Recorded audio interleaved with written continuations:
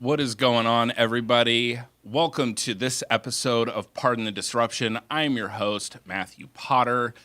I am your short sale connection, hedge fund connection, and I'm also the co-founder of the Family Tree at Real Brokerage. Reach out to us for details on that. For those that are tuning in for the first time, I'm going to give you a rundown on how we do things around here on Thursdays.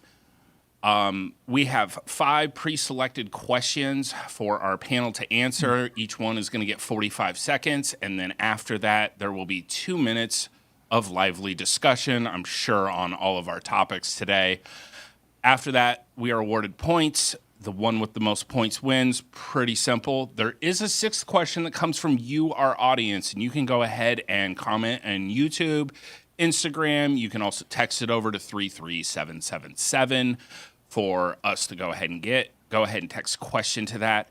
That being said, we couldn't do this without our sponsor. Thank you so much to Tony Javier with 10X TV. If you are looking to get involved in TV advertising, go ahead and check it out at tvwithtony.com.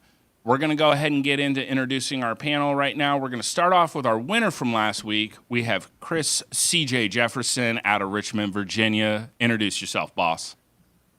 Chris Jefferson, Richmond, Virginia, resident champion of Pardon the Disruption. Gentlemen, it's a pleasure to see you. RJ, I have no idea where you're at, man. I'll be quite honest. It's making me a bit nervous, your placement. It's giving me very much serial killer vibes like ID Discovery. But nonetheless, it's very good to see you. All right. Charged Up University, you know the vibes, man. It's good to be here. Absolutely. Thanks, CJ, for coming to us with AOL dial-up as always. We appreciate you for that. Next up, we're going to go ahead and kick it over to Steve over in the next office. Steve, go ahead and introduce yourself. Hey, what's up, everybody? Steve Trang, Real Estate Disruptors. I've been doing this business for about 16 years now. The reason why I feel qualified to teach real estate is because I've made every single mistake possible. So, I'm always happy to share with that. And then also, if we could just ask Chris to use the same internet he uses for his webinars as he could for PTD, because I know his webinars don't look like this. There's no way his webinars look like this. So we could just, please, just use that internet, and then that's all I got for now. I think he's used up all the minutes for the webinar, so I don't know. Maybe we can go ahead and get a GoFundMe going for him. All right, next up, always a good time to see our friend RJ Bates coming to us from Dahmer's Lake House. Go ahead and introduce yourself. What's up, guys? RJ Bates III here. We are in the middle of doing 50 deals in 50 states in 50 days. And so because we go live for 8 to 10 hours a day, Cassie is sitting at my desk and I'm booted in the other part of the office. And yes, we're on a lake house and maybe it's not the nicest decor with our wood paneling, okay? But it is what it is, and I've got a beautiful view. And I'm very much looking forward to today's questions. It looks like it's going to be a riveting episode of Pardon the Disruption. Oh, it's going to be fantastic, and we love your wall decor. I agree. Don't be a lady, be a legend, RJ. Yeah. Thanks so much. Appreciate that. Last but certainly not least, joining us again after a week hiatus, we finally found him over there in York, Pennsylvania. Eric Brewer, introduce yourself. I actually am going to defer this opportunity to talk about myself and just give some feedback on RJ and CJ. Sorry, I was texting Child Services on behalf of RJ. He's clearly in a dangerous environment. CJ, I would say that your win last week was very similar to the Lakers championship in the bubble. From here moving forward, it'll have an asterisk next to it because it really doesn't count if I wasn't there. Steve, I love you, and I'm going to leave you alone for now. Thank you. Appreciate You're welcome. That. Quite possibly the greatest intro that we've ever had on the show. Looking forward to a great one. We're going to go ahead and start it off with our first question today. Like today's NFL draft, what are some pieces that are your organization's needs? Start us off, CJ. I would just say, man, honestly, just more sales, more marketing. I think that sales and marketing are the cornerstone of our business, both businesses in terms of our internet business and real estate business. I think a lot of the other parts of it you can fix pretty easily over time, but sales and marketing, good reps, in both of those areas are really, really hard to find. In our internet business, being able to create traffic, being able to get people to our brands to see the things that we're doing is extremely important. And that's something we're always trying to get better at and optimize even more. Same thing with our real estate business, right? How can we get better at sales? How can we get better at the marketing component of it? And who can we bring in to always help increase that and do a better job? Outstanding. Shocked that you didn't talk about getting a reliable internet service provider, but that's okay. No. I just like the old If you school sold vibe. more, you could pay for that stuff. So he's That's why I need to. That's why I need top of the marketing. funnel, That's why I Potter. need Top sales of the and funnel, Potter. Know your KPIs, buddy. Oh man. All right. Next up, Steve, what about you? What are the needs? I would say it's a person that can actually go out there and raise more capital. You know, we're getting deals and we're dispositioning them in multiple ways, but it'd be nice to be able to take down a few more of these. And, you know, with the fund that we're intending to launch, it'd be really good to have a person whose sole responsibility is to raise money. So I would say a person just to raise capital. I like it. I like it. All right, RJ. Besides new digs, what are your needs? As much as I liked 420 Steve, I like today's version of Eric. I hope this version of Eric shows up every week. What we need is exactly what we're doing right now, which is me and Cassie, we have taken time away from the business. We're diving back into the trenches a little bit, to similar to what we did back in 2020 when we did the first 50-day challenge, which is to get in there ourselves, understand what's happening, redefine some of the processes in what we're doing, because we brought on a lot of different marketing channels. So whether that's Lead Zolo, Speed to Lead, some of the Facebook and Instagram ads that we're doing, understanding the processes and redefining those so our team can mirror the results that we get during these 50 days. So that's why we're doing the challenge. Back to basics. I dig it. I dig it. All right. What about you, Eric? What are your needs right now? So for us, we're in a growth period right now. And about 2.5 years ago, I was introduced to Jim Collins, and he introduced me to this concept of the 20-mile march. And there's really 4 key components to what he considers to be a great business. And it's productive paranoia, empirical creativity, and fanatic discipline. And when I stepped away and I looked at myself and I looked at my business, I thought we were a great example of 2 out of those 3. And I was a horrible example of fanatic discipline. I lacked it literally in every aspect of my life. So in order for us to grow and at the same time maintain the success we've already have, we have to get better at discipline. We've got to be more disciplined at our discipline. So we're doing that through some training. We've made some key personnel changes, and that is the one area. So we will gravitate towards people in a draft that will help us improve in the area of discipline. Eric, you brought up Jim Collins, and so I'm going to ask you, because this is something that we talk about at the Crucible. We talk about hedgehog concept.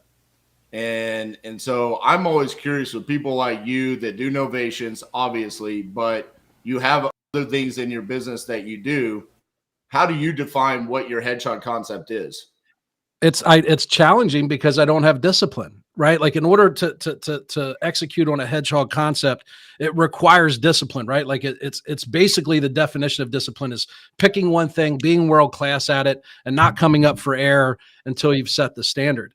I have a successful real estate business. I got 15 other failing little businesses that I thought would be cool, that I would start up, that I thought would make money just because I touched it. And the reality is that this real estate business has been successful because I worked in it. I've participated at a high level for a very long time, and I finally earned the right to step away. When that happened, I thought I could just start a bunch of businesses and step away right away, and it didn't happen. And honestly, I'm sure at different times it had a negative impact on this business. So I suck at it, the hedgehog concept. I'm constantly trying new things, but what I've been able to do is put people in places in those businesses now that have discipline, that will execute on that hedgehog concept, and I get to run around and start a bunch of new shit.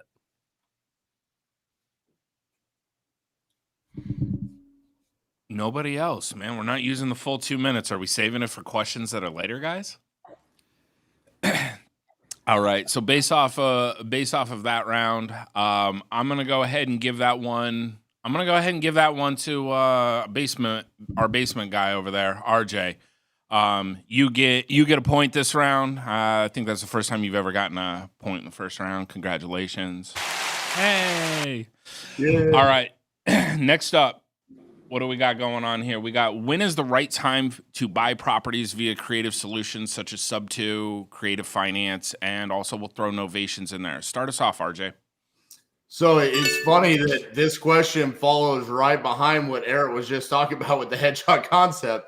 I think if your headshot concept is wholesaling, you need to have your wholesaling business set up to the point where it can run without you being present. So then you can step aside and essentially create a new business, which is whatever you're doing with Sub2, seller finance, novations, whatever that is, it's based around an exit strategy of what? Flipping, owning it as a rental, becoming a landlord, becoming a bank with seller finance, or owning it as an Airbnb. That's a whole separate business, and you need to be prepared to run that as a separate business. So I wanted this question to be asked because I think right now it's easy for wholesalers to fall into the shiny object syndrome of like, hey, Eric told me I need to go do novations, but you might not be set up to do novations yet. Good points. Good points. All right, Eric, what about you? I have really two answers. Number one, to RJ's point, is when you and your business are ready. You can have everybody tell you that the market conditions and economy and interest rates and all that stuff indicate that it's the right time to start doing something. But frankly, if you don't have the infrastructure or the right people, it doesn't matter what the rates are or what the market looks like, you'll fail. So I think number one is when you're ready. Number two is I think it's impossible to neglect the fact that things like Sub2, creative finance, and novations really should be part of your business all the time. Right. So to RJ's point, your hedgehog concept to offer a desirable solution to as many sellers that we feel we're able to deliver on. If that was your hedgehog concept, novations and special finance and Sub2 always fits into that. So to me, there's two answers. One, when you're ready, and two, you should always be ready. Very nice insight. We appreciate it, Eric. All right, CJ, what about you? You're muted. Okay. Mime time. I think Eric's pretty spot on, but I think we're all going to say pretty much the same thing, right? Like the answer is when you're ready, but the answer at the same time is also the business that we're in. To me, right, is not wholesaling per se. The business that we're in is direct to seller marketing. That's the actual business that we're in, is marketing to homeowners directly. And so if that's the business that you're in, you got to create exit strategy opportunities from that. And I think adding seller financing into your plate early on is something that I think a lot of people should do. It's a less risky strategy. It's not an extremely difficult strategy to run at all. The pitch is very similar or the same as what you're going to be making in any sort of cash purchase pitch. I think Sub2, I think novations could get a little bit more complicated and maybe take a little bit more of a skill set. But I also know at the same time, the way that Eric teaches novations, that it's really not a hard pitch. It's not a difficult concept to present when you're doing, again, direct to seller marketing. So I don't know that I think that it's a whole separate business. I do all the things mentioned, and I don't look at these as separate businesses. I look at it as things that my direct to seller marketing business does. Very nice insight there. Tools in the tool belt. All right, Steve, what about you, boss? I'm going to agree with these guys. I mean, it basically comes down to, at the end of the day, how can you help the homeowner, right? Like, what solution do they need? What problems do they have? And how can you best serve them? And if you only have one tool in your tool belt, A, are you serving that client the best way possible? And B, are you giving yourself and your business the best opportunity to win? So I think you got to learn all these skills. You got to focus on one initially with cash, but just know that if you're going to go with cash only, you're going to have a harder time converting. You're going to have to add these additional skill sets. And right now, if the only tool in your tool belt today is cash, you're going to have a much harder time at this exact moment, right? So you have to add these additional skill sets right now. But generally speaking, the right time to learn it is when you're starting the business. But see, this is where I disagree with you guys, though. I don't necessarily think that the tool in your tool belt is buying it sub 2. It's based around what is the exit strategy if you're buying it sub 2. If you're just a wholesaler and you're taking it down sub 2, but you're selling it as a sub 2, or you're selling it on terms, but you're wholesaling it to somebody, I think that's still keeping you in the wholesaling business. And I disagree with CJ where I don't think we're in the direct to seller marketing business. That's an aspect of what we're doing. But the question states, if you are currently a wholesaler, that's all you're doing. When should you start taking down properties like this? And I think that's where it becomes, what is the exit strategy when you're doing that? And that's, being a landlord is a lot different than being a wholesaler, and it has to be another business. And I think maybe, CJ, you feel different because you started out by acquiring properties before you were a wholesaler. Maybe that's the reason why you feel that way. I was a wholesaler before I started taking down properties.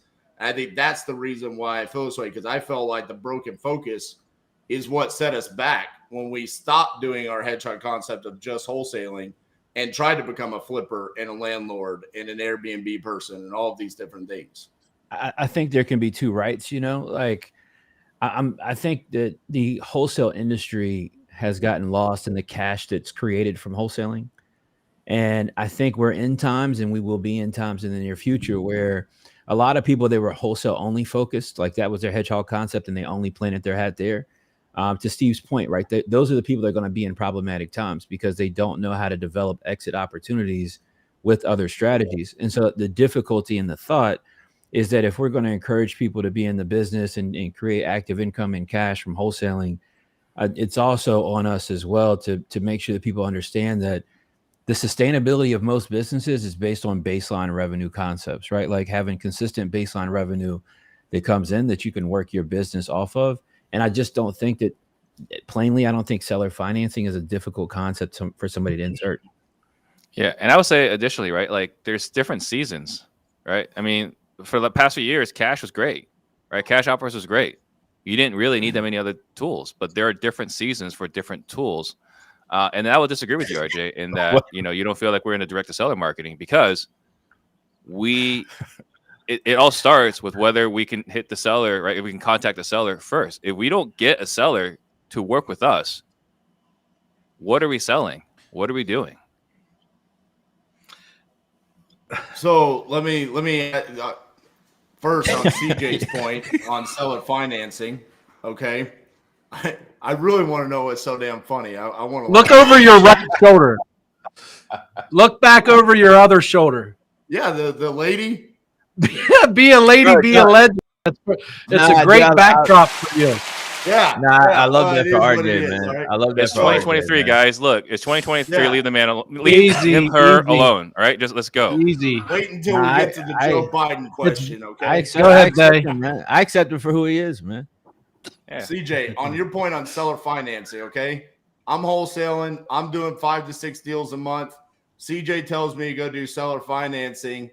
I go out, I seller finance a deal, and first month, guy doesn't pay me. Now I'm having to take broken focus away from what I'm doing to figure out how to do a foreclosure, take the property back. This is what I'm talking about. All right, but like, you're not prepared for those moments. That's where it can. But you can literally say that about everything. Like you keep attaching wholesale to like the dispo strategy. Wholesale is an acquisition strategy. There's more than one place to find equity, right? There's equity in the rate. There's equity in the length of time I have to pay somebody back. There's equity in the payment. And by understanding special finance and sub 2 and all this other stuff, we're able to discover equity in hidden places in a deal. There's nobody that says you have to go do a foreclosure. Do you paint your own homes? Do you install the plumbing? Or not. Wholesaling is a dispo strategy. An acquisition strategy is cash sub 2 seller finance. Okay. All right, hold on a second. Someone mute him for being dead wrong. No. Shut up, Brewer. RJ, hold on. Wait. So this is, if I'm understanding you right, somebody's doing 5 wholesale deals a month or, whatever. Let's just say they make it on average $10,000 a deal or $5,000 a deal, whatever. All right. And they've got a monthly payment for a seller finance that's not personally guaranteed. All right. And they've got a monthly payment for a seller finance, and that costs them $500 to $1,000 a month. You don't think that's sustainable? Listen, I agree that it's sustainable. But all I'm saying is that the wholesaler needs to have their business set up where it can run consistently month over month, with having an opportunity for broken focus to happen if you decide to go be a flipper or a landlord. We can agree on that. We can agree on that. I do agree that your business should be at a point of consistency before you try to step into these other strategies. And I would highly agree, and I tell my students all the time to not make the mistake that you're mentioning, because you are right in the aspect of people do get in. I see it all the time. People get into the business. They have some moderate level of success. They do a couple of wholesale deals to make a little bit of money. Now, all of a sudden, they're spending money trying to learn novations, money trying to learn sub 2, money trying to learn this, money trying to learn that. Now all of a sudden, they want to do a fix and flip and be at Lowe's and Home Depot all day. And then they come back to me and say, oh shit, man, like my wholesale business isn't making any money. Chris, I need help. And it's like, well, you got away from the thing that was making the money in the first place. So I do agree with you in the aspect of that. But I think that the point I'm making is you've got to plan for that up front and building out a business. You got to understand that it is a direct to seller marketing company at the end of the day. And you got to understand that the only way that you, as a business owner, our job is to drive and increase revenue month over month. And if you don't know how to do other things, well, you're not going to be able to increase revenue in the particular climate that we're in, is all I'm saying. That was definitely a very lively conversation. I feel like right now I'm getting even more Dahmer vibes from RJ. I feel uncomfortable the way he's staring at the camera. So I just want to point that out. You better watch out. It's the radon. The radon's getting to him. It's starting to give him a migraine. I just feel like my name was just added to that checklist of his, and I want to be off that list as soon as possible. Yeah, oh dude. man, I can't be mad at this today. All right, so that round, everybody brought up great points. I love the conflicting viewpoints, even though you guys both kind of arrived at the same thing there. You know, RJ's RJ wrong and answers. There's Steve. For this round, just based on the fact that he came in a little hot, especially in the text, we're gonna go ahead and give this one to EB. Good job. Congratulations, my friend. Appreciate you. If you could look at the camera today, that'd be great. We'd really appreciate it. Thank you. We're tired of looking at the top of your head. All right, next up. Will we see a boom in short sales from 23 to 27 like we did back in 08 through 12? Go ahead and start us off, Eric Brewer. So yes, we'll see a boom. Keep in mind, between COVID and even right now, lenders didn't even have the ability to start a foreclosure. And I think we see this all the time in mainstream media where they talk about these massive increases in foreclosure year after year. That's because it was really zero 2 years ago because lenders weren't permitted to start foreclosures. But there's no indication it's going to even be close to what 2008 to 2012 were. I don't see how that could possibly happen. There's not enough foreclosures, and even people that are in foreclosure have a way better shot of having equity today than they certainly would have in 2010. So yes, we will see a boom. No, it will not resemble what we saw between 2008 and 2012. Very nice insight. Glad to see that you're informed. Glad you took that time right before the show to go ahead and research the questions. Next up, CJ, what are your thoughts on this? I don't know that it'll rival 2008, but what I do know is this. I did a ton of short sales 2009 to 2011. And so my perspective on it is simple. I think it's going to rival it in terms of a business strategy. I think if you don't have short sales in the next couple of years as a strategy inside your business, that you're easily leaving money on the table, because it's not a difficult concept. It's something that banks are going to be becoming more receptive to. They are right now, as a matter of fact. And so I think it rivals it in the sense of, in that time period, 2008 to 2012, most investors that were operating at a certain level, they had short sales as a part of their business strategy in terms of exits. And I think it's going to rival it in the context of that. I think if you don't have it in your wheelhouse here soon, you're going to be gladly mistaken. Very good analysis there, CJ. We appreciate that. All right, Steve, what are your thoughts? Short sales, they coming back? Well, they're absolutely coming back, right? I mean, you can't have a drop in market value and not have short sales, right? Like, if you look at everyone that bought a house with 3.5% down or 0 down, they lost equity last year, not to mention the 6%, right, for a realtor and everything else. So there's going to be short sales. And if you look at anyone who bought a house in the last 2-3 years, I think these are all people, once this recession hits or affects middle America or the rest of America, we're going to see short sales. But at the same time, it cannot have the same effect as 2008 to 2012 because that had a massive drop in market value combined with people intentionally walking away, right? Right now, just like today, sellers are opting out of selling in this market because they don't have to. They don't have to take the kind of offers that are coming in. In the next few years, you don't have to short sell. If you don't have to sell, you wouldn't short sell, right? So I don't see the boom quite like before, but yeah, it's definitely going to pick up. Very good, very good. All right. What about you, RJ? What are your thoughts? Yeah, I absolutely think that short sales are going to come back. I'm already personally seeing it just in the first 4 days of me being back on the phones. I've already referred 4 short sales in this 4 days, which is drastic in comparison to what we have been doing over the past several years. Okay. Here's one of the reasons why I think it might rival 2008 to 2012. What's going to happen to all of those houses that we wholetailed, that we didn't come in and do the market improvements, that now are going to lose the value, where we essentially push the value up to close to retail? Now they've lost, and then they fall into some sort of financial distress because, let's be honest, our economy is not looking so hot. I think that's where we might see a higher number of short sales come from, where it's, hey, my house is not physically able to sustain the value.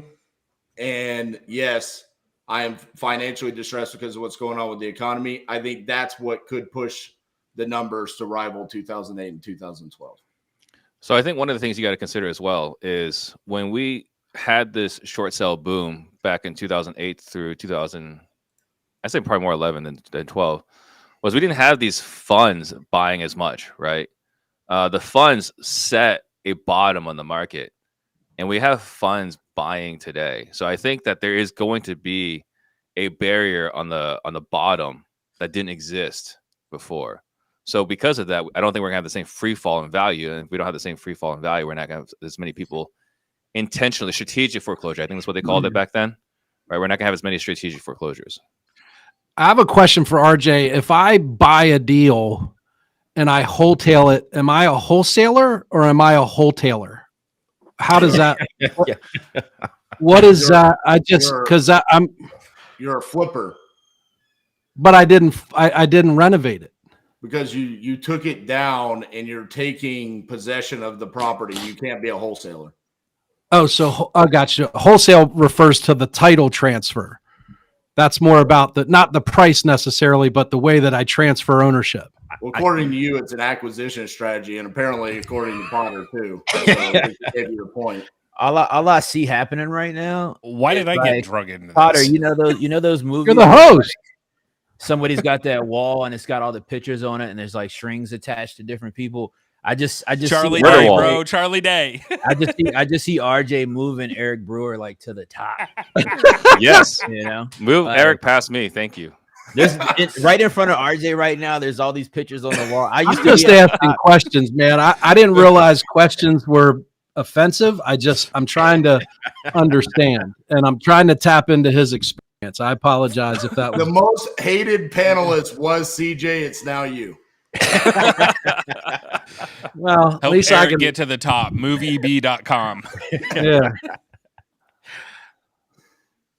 All right, we're gonna have to have a videographer follow RJ at all times and share that location at all times. That's why he doesn't have an iPhone, man. Oh man. He doesn't want anybody finding him on Find My Friends. Exactly. All right. Fantastic round. I have my own personal thoughts on this, which I'm not going to interject. But at the end of the day, I do agree with Steve on the setting the bottom, and we're not going to see it as much. One of the other things that I think that I'm seeing personally myself right now is a lot of your veterans right now. a lot of them that get PCS orders are getting caught in that cycle of short sale. They're kind of one of the first ones, along with reverse mortgages. That being said, point to Steve for this round. Good job, Steve. Proud of you. I'm also going to go ahead and kick it over to Steve for a word from our sponsors. Yeah, so the sponsor for today is 10x TV or tvwithtony.com. Do you want to get inbound leads calling you and get celebrity status in your market? Look no further than Tony Javier's 10x TV. Tony has been doing TV commercials to find consistent, motivated sellers for over a decade. It is one of the things that has allowed him to do over 1,000 flips. He will use his proven TV commercial formula to get high quality leads, calling you and even set it up for you. Get in front of 10 times more people, 10 times faster, 10 times cheaper, with 10 times more credibility than any other marketing channel. Surprisingly, TV has little to no competition and can get you a steady flow of motivated seller leads. If you want to see why over 100 real estate investors use Tony to run their TV commercials, go to tvwithtony.com to see if there's a spot available in your market right now. And to answer RJ's question, yes, you can wholesale and flip and do creative finance with these leads. You're not restricted to only cash offers. Hedgehog! I thought he was gonna say, like, when Chris was telling you, hey, you got to learn how to do short sales. You know, we're seeing a lot of them more come in. I was just waiting for RJ's turn to come, and he just go, stay focused, hedgehog. Like, but RJ, you can buy it for 30 cents on the dollar. It's a short sale, hedgehog. Like, oh man. Oh wow. All right. I'm really excited for this next question. This was our hook. I got a lot of interaction from a lot of people on social media today about this one. With Joe Biden officially running for re-election in 2024, what does he need to do to earn each one of y'all's votes? Go ahead and start us off, Steve. Well, for me, it's really simple, right? I mean, I think it's a really elegant solution. It's a really clean solution. And it's just to put me on the ballot, right? A Biden-Trang ballot, I think, just wins, right? Wu Trang in the White House, I think we win. But he's probably not going to do that. So the second thing was actually start listening and caring about your citizens. I would say that's probably where you start, right? Actually listen to the hurt that's happening across the country. Actually talk to middle America, not just the people in DC, not just the people in New York, and not just the people in Hollywood. Right? Actually care about everyday Americans, what they're actually struggling with. I think if he actually cared, even to Chris's issues, right? With affordable housing. If he cared about affordable housing, if he cared about education, right? If he cared about anything, I think he would earn my vote. But he doesn't. He's entitled to one master. And, you know, I guess Godspeed to the lizard people. Outstanding. Nice to see Steve back on the caring about everybody train. It's a nice diversion from last week when you referenced Ship Hell with Pop Copy. So next up, RJ, coming from the basement. What are your thoughts? How's Biden getting your vote? There is no way in hell that man could ever earn my vote. Listen, I feel like the president of the United States should always be respected. And this is like to my core. I struggle with this because I have zero respect for this man. And it's like, so I just respect the position. Like sometimes I struggle when I talk about him in front of my kids because I'm like, son, daughter, he's the president. We're supposed to respect the position. But I despise him. I'm sorry. I can't stand for anything that he stands for, what he does. There is no way that I would ever vote for Joe Biden. That's all I'm going to say. I'm going to try to not be canceled by half of America, but I can't do it. I just unsubscribed. All right, Brewer, how's Biden getting your vote in 24? I was concerned at the last 15 seconds there, RJ was talking about me. He respects the position, but has no respect for the person. So I was glad to hear him clarify at the end that he was, in fact, talking about our current president. I think my knee-jerk emotional response would be the same as RJ's. There's no way. I think we've all witnessed firsthand, if we're being honest, literally from the day this guy took office, this country has deteriorated in almost every meaningful way, and I try and mean that as objectively as possible. Right? There's no real way I think to spin that. If I remove my emotions and I don't bring my bias to that question, I think I would say the same thing that I would say about any person that was running for president. I want to see that they represent my best interest in the things that I care about. For me, that would be taxes. Taxes are a really big deal, in the way that taxes are dispersed, hopefully fairly across the entire population. I want to restore some American pride. I feel like more so today, less and less people actually are proud of the country that we live in, and that makes me sick, because I remember a time when that wasn't the case. And I'd love to see us reduce this sort of division that's taken place across the country very visibly, and sometimes violently. So if I'm not being biased and I said, hey, I'm going to give this guy a shot, I'd want to see that he was well equipped to do a good job in those categories. I love it, man. Brewer got everybody fired up, ready to vote for him over here. All right, CJ, what about you? What's Biden doing to earn your vote in 24? Yeah, it was very political from Brewer. I mean, first and foremost, I got to say I did get a text, on the back channel, for somebody sent me a picture of somebody like RJ with no hat on, and the glasses that you had pre-show on Potter, voting Democrat, voting Democrat. And it's absolutely crazy. I'm pretty sure it's him, though. I'm pretty sure it's him. They had a hockey jersey on that said Titanium. Oh, dead giveaway. That's him. As far as Biden, man, I think RJ and his clone are the only one that are going to vote for Biden in 24. I think Eric said it well. I think Steve said it well. I think it's extremely unfortunate that the Trump train and Biden are our options going into 24, as it looks like. What's unfortunate is that we don't see from Biden any interest in the American populace, right? Like, I vote based on my interest alone, and what I don't see is any care of anything, is what it seems like. I don't know what happened to Kamala. I'm not sure where she's been hanging out. She might be. Hopefully, she's not in that wood panel room with RJ. Right? She would never. Because classy lady.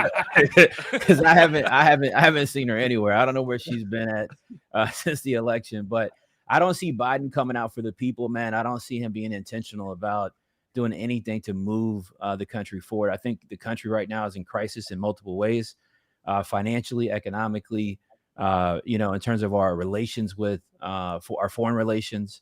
And I don't see any stance being taken at all. So the only way that he could earn my vote in 24 would be with some sort of stance in protecting the interest of us as Americans. And unfortunately, Biden's an NPC, man. I'm not really sure what he's doing over there. He just kind of pops up when they need him, and he's like Weekend at Bernie's, and that's pretty much all we get. And he goes back in. You can always count on him with ice cream. You can always count on him with You can always ice cream. count on ice cream. I He want you rides to picture this. bikes well. He rides his bikes well. I mean, Just picture this, how awesome this is going to be, all right? The Biden Trang ticket, right? Just picture this, right? We're going to have 2 Chinese Americans on that ballot. Like, how could you not vote for that?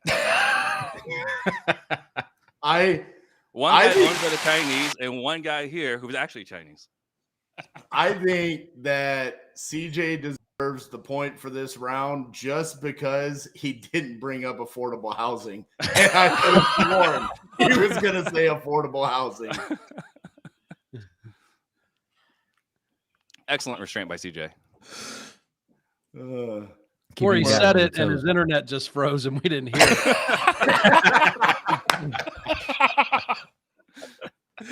Affordable internet is more important at the moment. No, shout out to affordable internet, bro. I need to get a new ISP, bro. Listen, I think like while we're on that topic, like the real Biden said it best. Hibbity hobbity hoo, my hairy legs. That's it. What else? I mean, that's all you need to know. I just want to point out that somewhere along the way, DeAndre did point out that the webinars are crisp. So I don't know exactly what CJ's doing. Oh man, super crispy, man. I don't know what he's doing right now during PTD, but I just want to point that out. I gotta call tech support, man. Let me call tech support. All right, that went about how I think we all expected it to. It was wonderful. You know, RJ, you make some very, very valid points. I do believe I'm just going to give that round to CJ for no affordable housing. Obviously, he votes off his interest, which is affordable internet. So, or reliable internet for that matter. I don't know. Maybe Biden's taking all of it over in DC. Maybe he can send some down to Richmond. You know, Bro. so Don't be a lady, be a legend, bro. Be a legend, man. Oh man. All right. Next up. What is the most interesting thing that you found in a home you've purchased and why? Start us off, CJ. I don't know. I feel like I've been in too many houses. I never look at the questions in advance, like my counterparts here. So when I saw the question as the show was starting, the only thing that sticks out of my head the most that's appropriate to say, you know, I guess on, I don't want Steve to fire me. So I can't say the most interesting thing, I guess, but I would definitely say we found like these old, like 100+ year old liquor bottles from a bunch of different, like really popular brands. I still got a bunch of them kind of sitting in my garage right now. So nothing crazy, nothing too spectacular, but some kind of really good condition, kind of historic bottles that I've been able to hold on and keep up with. Okay. All right. Go ahead, Steve. What about you? The most interesting thing I found in a home was an underground bunker, right? And it wasn't like a bunker with like, hey, like doomsday scenario. This is a bunker where like, I don't know what happened here. I don't want to ask any questions. This looks like something out of a movie, right? So, and if I recall correctly, we did actually able to effectively wholesale that house. But I'm talking to the homeowner. I'm making eye contact with the homeowner. I'm looking at this little bunker thing in the backyard. I'm looking at the homeowner. It's like, hopefully this guy doesn't hit me and put me in here. Come to think of it, it might have been RJ. But yeah, I would say the most interesting thing was a backyard bunker, and God knows what he was doing with that bunker in the backyard. That was the last time Steve did business with RJ was on the bunker house. All right, RJ, what about you, man? Well, what's the most interesting thing? So I'm going to cheat on this question because I want to talk about one that I tried to buy, but I didn't get. House that I bought, we had the misplaced mirror right above what a bed. I don't know what they used that mirror above the bed for, but on the house that we didn't get, we missed out on this by $5,000. There was a newly poured slab in the backyard, and my buddy that bought it, come to find out, there was a dead body underneath the newly poured slab. You can look this up, Winnetka Street in Dallas. What happened was, gentleman broke into the house, murdered the homeowner, stole his identity, then sold the house, got all of the cash, and buried him in the backyard and poured a new slab and got all the funds. He eventually got arrested, is in prison now. But that we missed out on that house by $5,000. I'm really glad I didn't do that. And I wasn't going to wholesale that. I was going to flip it, but I'm not even going to go there with Eric because he's just going to keep going. Shout out to Titanium Title on keeping the title report clean and letting the murderer take the identity, man. Titanium Title. Oh my God. Wow. All right, Eric, what about you? What's the most interesting thing? It doesn't sound very interesting now that RJ found a body under a concrete slab. But I was in a house we actually bought off of auction.com, and it was occupied. Every once in a while, we'd get a good feel for whether or not the interior rehab would be manageable. And we bought this house, and then I had somebody go out to the house after we bought it and try and make nice with the occupant. And we offered her a couple bucks if she would allow us access, and promised to work with her to find her a new place. And my guy said, hey, she's willing to let us in tomorrow at 3:00. I met her out there and my acquisitions agent. I walked inside, and there's one of those adult swings in the house that is designed for fun play, I guess. And it was super awkward. It was also in the dining room, which was even more weird.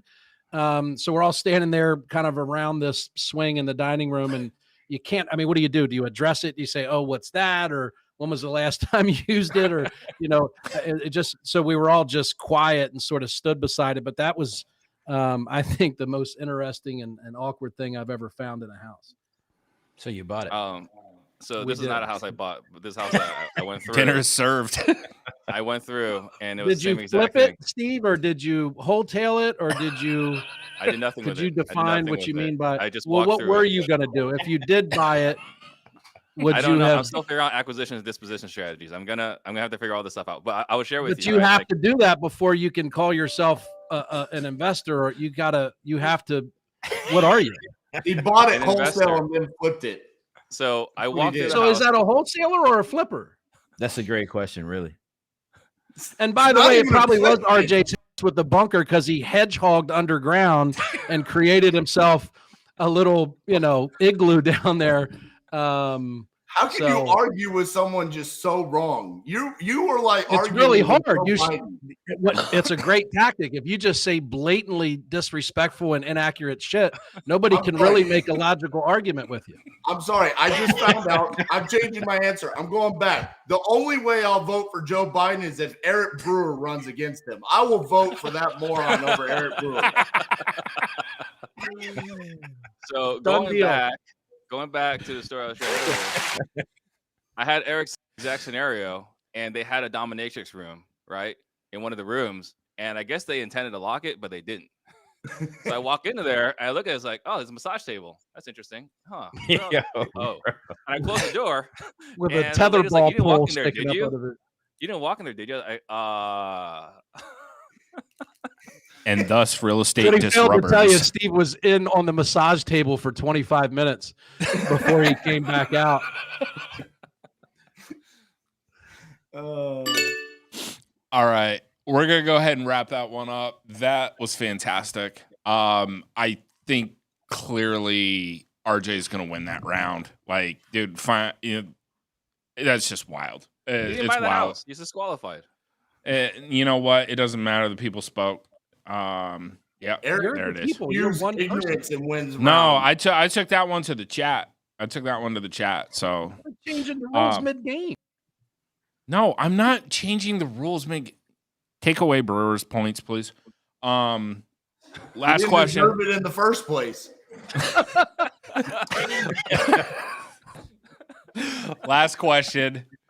What actions or attributes that you appreciate from your spouse, partner in support of your business, entrepreneurship, and success? So what are the actions and attributes that you are looking for and appreciate in your spouse? Go ahead and start us off, RJ.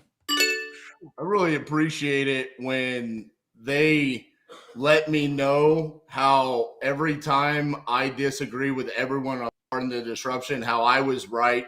They back it up with facts. They go on to Google and they have it written down and they say, yep, Eric was wrong. He doesn't know what he's talking about. You can't fix San Francisco with affordable housing, like CJ said. Honestly, really the only one that they've never really ragged on is Steve, because Steve is the smartest one here. I mean, so really it's just to reiterate that I am accurate and I am intelligent and I do know what I'm talking about. If they just keep that confidence up, keeps me going. He's got a Stuart Smalley mirror at home. This question's clearly brought to you by Smart Water. Thanks for the answer, RJ. Appreciate you. All righty. All right, Eric. What about you? I would say patience. My entrepreneur journey has not always made me the best spouse. I've worked long hours. I've come home cranky. I fielded phone calls at important times when we were out on a date or at a kid's soccer game or football game. So for me, patience to allow me to mature through that process and not judge me about where I was at that particular phase or season. You don't have to explain. We clearly understand what you mean by patience. We've had to deal with you on here. I don't know that you clearly understand anything, Hillbilly. So why don't you just relax for a second? I'm not your wife. I don't agree with you blindly. So just chill. So patience, and I would say accountability. She's also able to have enough patience, but also push back when I've gone too far. And I think those two things have allowed to be married for a long time and allow me to build a business and not burn out and ruin a marriage at the same time. All right, CJ, what about you? What are you looking for what are you looking for from your spouse with regards to that? Man, I think the most important thing is understanding and perspective. Understanding that this journey's brutal, this journey's rough. It's going to have upswings, it's going to have some downswings, great days, bad days, and that as entrepreneurs, man, we're not always I don't want to say the best people. We don't always show up the best for the people that we love in our life, the people that we care about. And then I say, just perspective in the sense that, unlike RJ, man, I pride myself in having, people around me that I can bounce things off of. They can call me on my shit. They can tell me when I'm right, tell me when I'm wrong, help me see other ways to look at things. I'm pretty strong-headed, not as strong and bald-headed as RJ, but, strong-headed nonetheless. And having somebody to bounce perspective off of that can kind of give you thoughts, give you insights, and help you morph and change how you're seeing things as the person is leading and making those decisions, I think is extremely important. Very nice, very nice. All right, last but certainly not least, Steve, what are we looking for?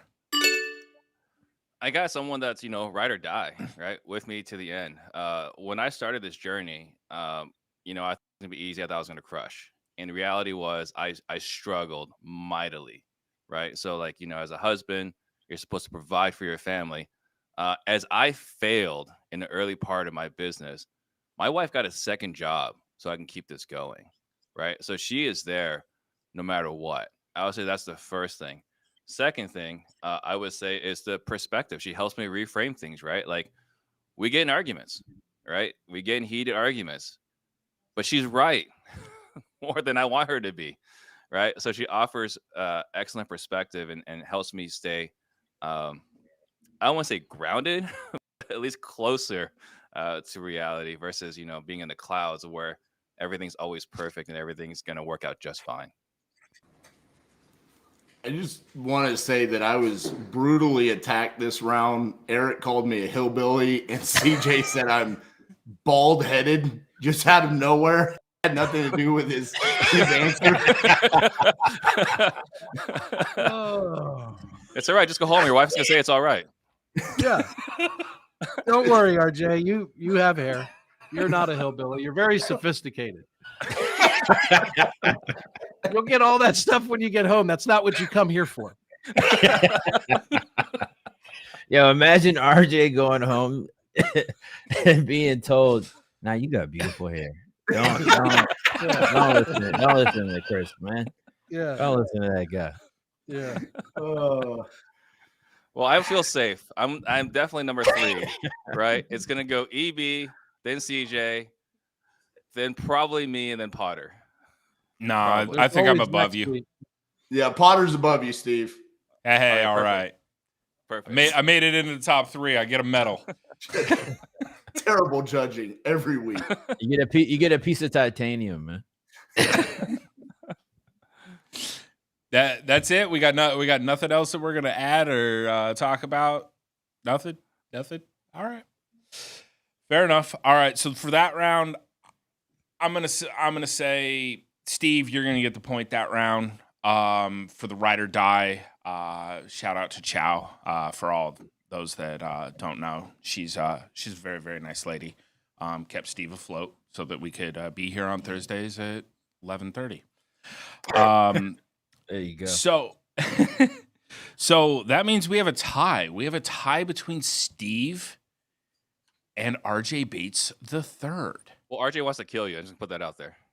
Wow, Steve makes a valid point. RJ, what's your argument to that? My argument is that the only Don't be a lady, be a legend. The only points that Steve got is when they were really the most lame answers, and you more just did it like a courtesy, like, okay, Steve, you get the point. So I guess the real question is, what are we going to do now that Steve won this week? What are we going to do? Fantastic question.